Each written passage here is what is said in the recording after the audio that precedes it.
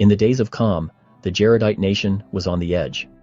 Prophets flooded the land, warning that destruction would come if the people didn't repent, if they didn't turn back to God and stop their wickedness. This is found in Ether, chapter 11. But most of the people wouldn't listen. They turned against these prophets, and the prophets had to run for their lives, finding protection with King Calm. Now Calm actually listened to them. Because of that, God blessed him for the rest of his life. He lived to a good old age, handing the throne to his son, Shiblam. But right away, Shiblam's brother rebelled, and the whole land was thrown into war. It gets worse. Shiblam's brother went after the prophets, killing anyone who spoke about the people's destruction, and just like the prophets had said, disaster struck.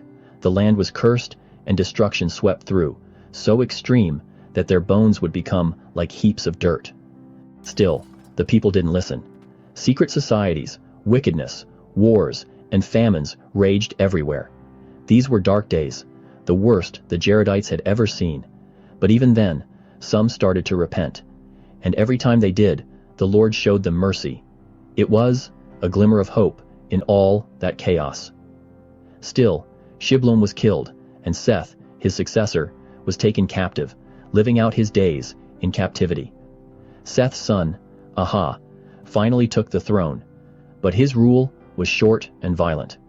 He was just as wicked as those before him, and blood flowed. After him, Etham ruled, and he too chose evil. During Etham's time, more prophets showed up, begging the people to repent. They warned of total destruction, but their words fell on deaf ears. The people just hardened their hearts. The prophets could only mourn and eventually left. Etham lived out his days in wickedness, then passed the throne to Moron. Moron also did evil, and secret combinations rose up again. A mighty man led a rebellion, splitting the kingdom. Moron fought back and regained control for a time, but another mighty man, a descendant of Jared's brother, rose up and took the kingdom for himself. Moron was captured, living the rest of his life as a prisoner. He fathered Coriantor, who also lived in captivity. During Coriantor's time, prophets returned, warning that if the people didn't repent, God would bring total destruction and give the land to another people, just like he had brought their ancestors there.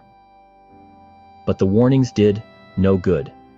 The people, caught up in secret societies and wickedness, rejected every word. Coriantor had a son named Ether, and then passed away in captivity.